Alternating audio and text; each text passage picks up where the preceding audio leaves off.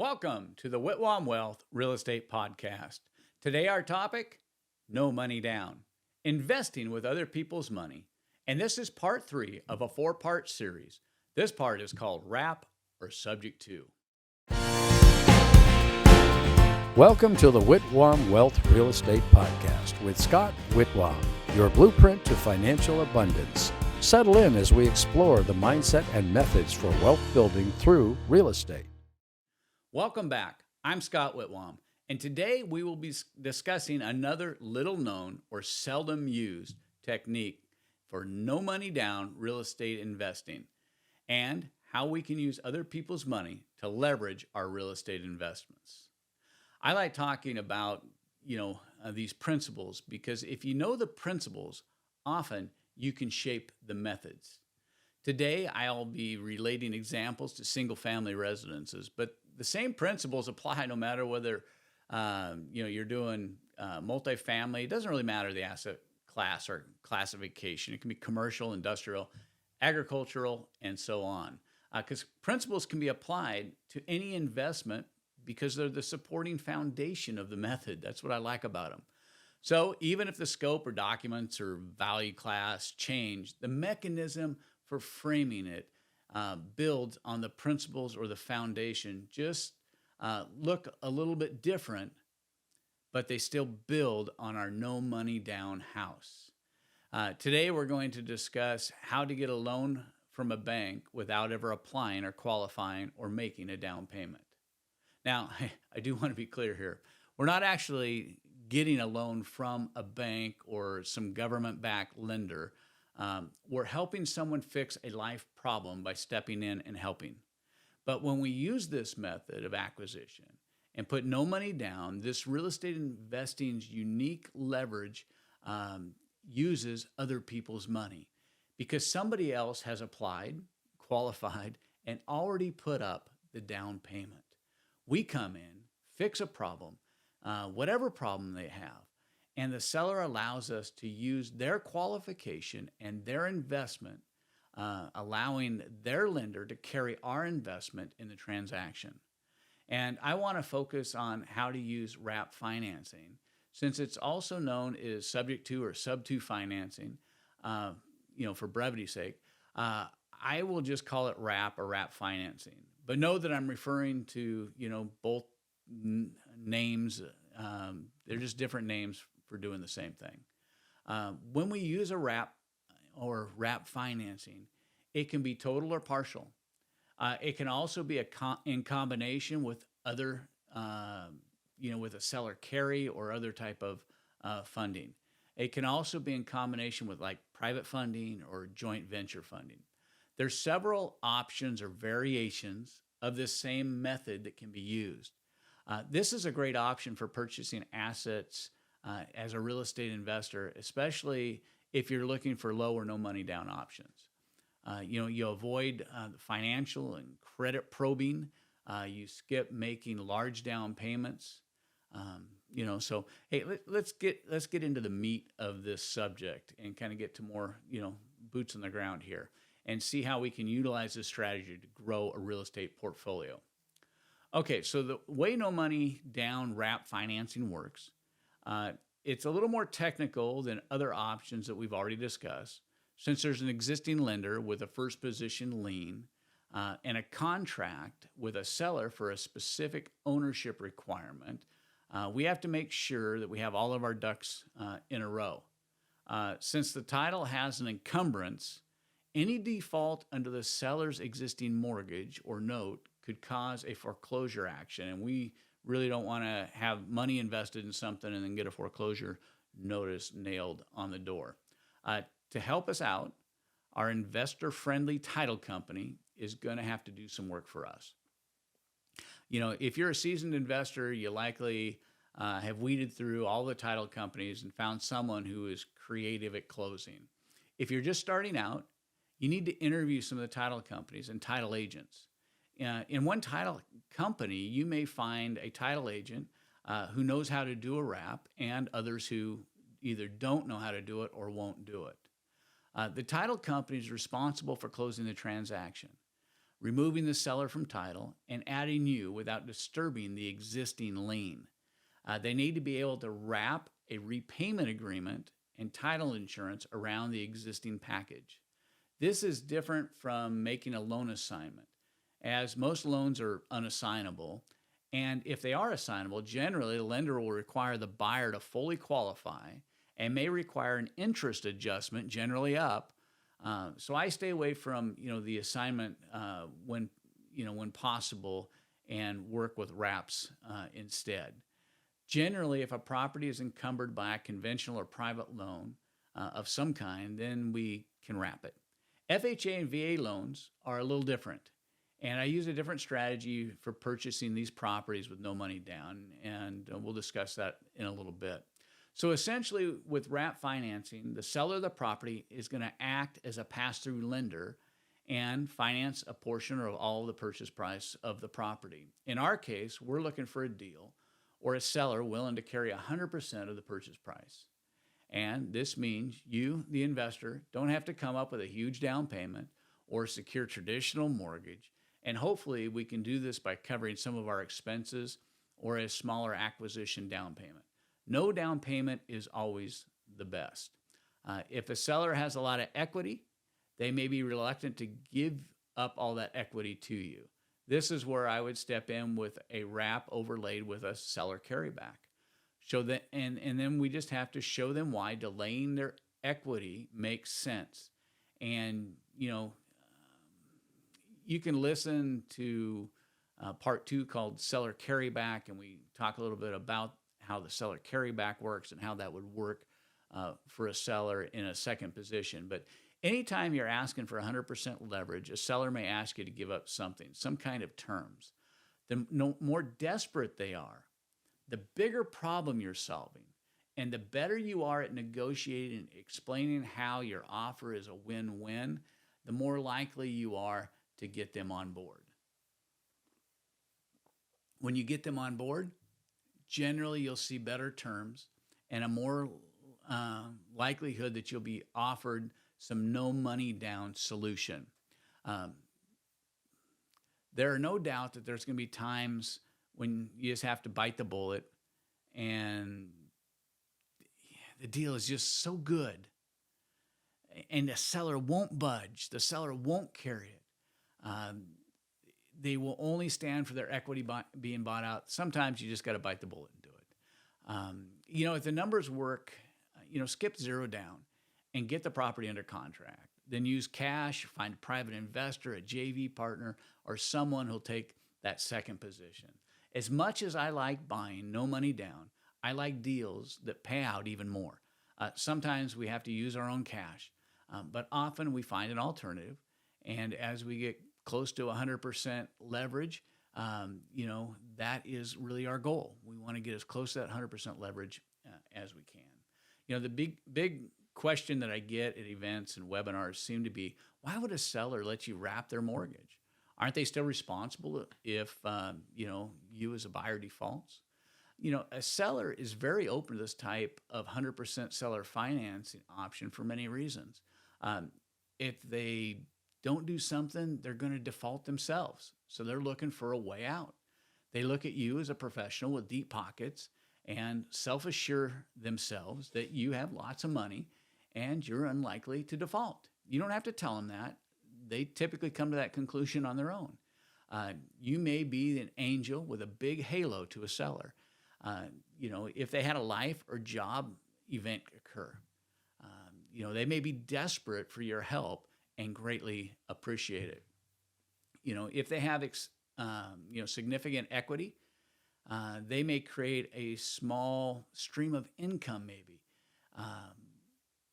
And this may be at a time when they need it the most. So you're coming in saying, hey, you got that big equity. Why don't you take it as a seller carryback? And now you're going to have monthly income every month. I'm always amazed at how many people, just $100 a month or, even $200 a month makes all the difference in their budget. The other reason the seller would go for this is the seller doesn't have to make repairs.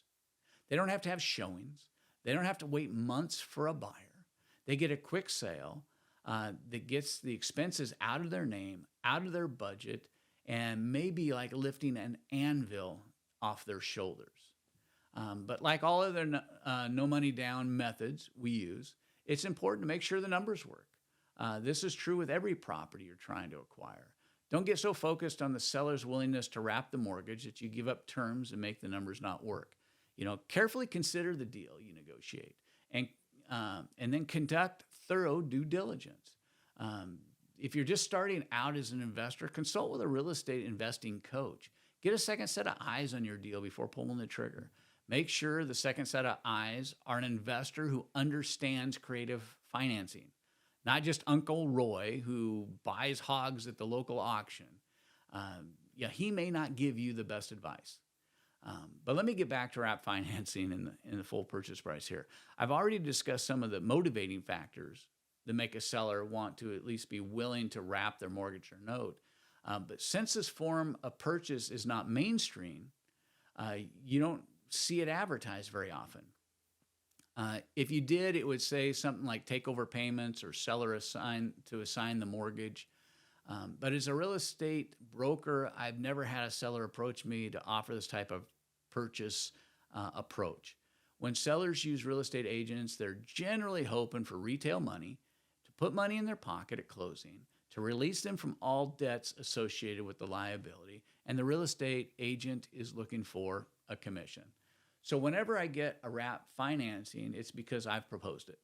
Most of the time, sellers understand what I'm offering, but of course, they may have many what-if questions. And of course, they appreciate a simple explanation of the terms.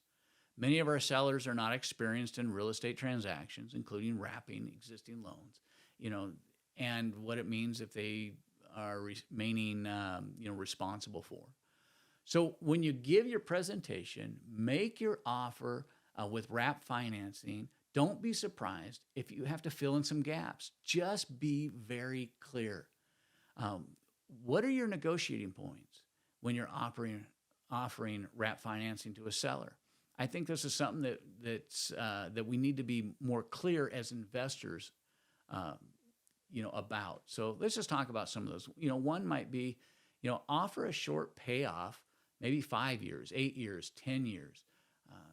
I know there's investors out there that are looking for the full amortization of the loan that's got, 3% interest. But if you can offer a shorter carrot, a lot of times that gives a seller reassurance. They can see light at the end of the tunnel for when, the note will be paid off and it'll clear them from it on their credit.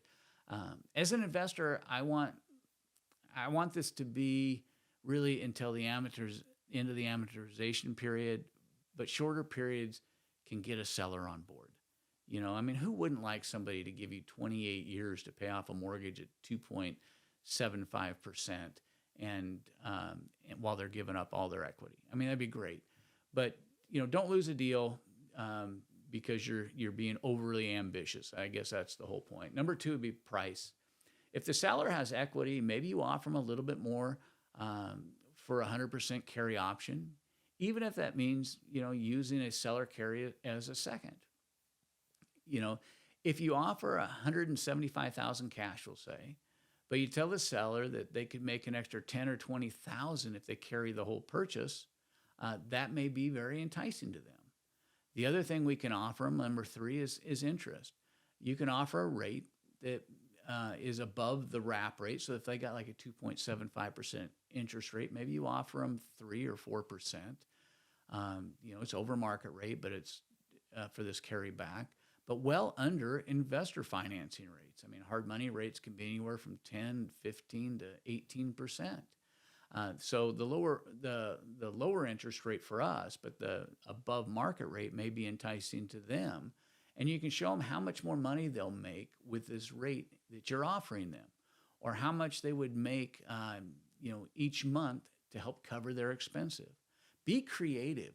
No money down real estate investing is all about creativity to build win-wins. When deals make sense and you do get a seller on board, you create maximum leverage for yourself as an investor.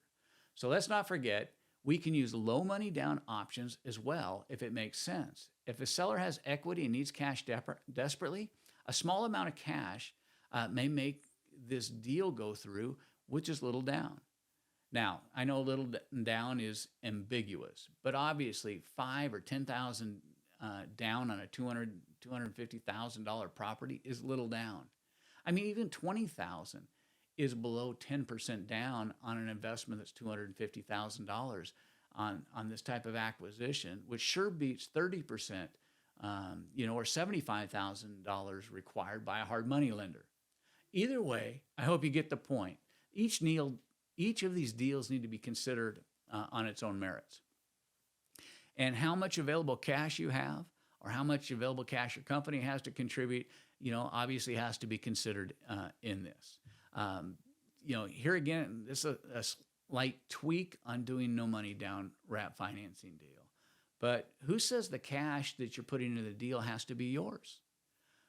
One of the other strategies I've used when a seller needs some cash immediately is maybe to pay some, maybe they need money to pay off some other lien, HOA, an attorney, who knows what they need money for. But why can't we leverage somebody else's money to do this? This is where we can use our creativity for a joint venture or private funding, or maybe your spouse's piggy bank. It doesn't matter where you get somebody else's money from, but maybe we can get their money into the deal. You wrap the first and cash out the seller's equity with somebody else's money. That sounds good to me. It still gets me a no money down transaction. The last thing I want to cover is a couple of the risks that you need to be aware of and how I address them. This will not be, a checklist of all the risks, just, probably the most notable. One, be aware that we run into issues with wrapping government-backed loans, FHA and VA. I generally come up with some other solutions for these loans, but with the right title company, you can wrap those also. Number two, most properties have a due on sale clause somewhere in their loan documents. This is also known as an acceleration clause. If the lender does an audit and finds that the owner has transferred their interest in the property, they will demand full payment, and generally it's due within 30 days. You've got to be aware of it. Number three, as part of your agreement, you want to set up payment through your title company and directly to the lien holder, not paid directly to the seller. Do not ask them to forward this to their lender, because it likely will not get forwarded. Remember, they're in a financial bind. They have some reason why we are helping them get out of a problem, and you don't want to create another problem for yourself. If title won't do it, then you make payments directly to the lender on behalf of the seller. Number four, you need to have the sellers make sure mortgage statements are going to you so you can monitor receipt of payments by the lender. This may require a limited power of attorney in some cases, in case something happens. And if you don't get a statement, you'll be able to fix that by calling the lender without needing the seller's additional help, because you'll have a limited power of attorney. Now, that's all the time we have for today's episode. I want to thank you for joining me on this episode. If you found this episode helpful, be sure to subscribe, leave us a review, and if you have any questions, we'd love to hear from you. This has been Scott Whitwam. Be sure to join us on our next episode of the Whitwam Wealth Real Estate Podcast with mindsets and methods for wealth building through real estate.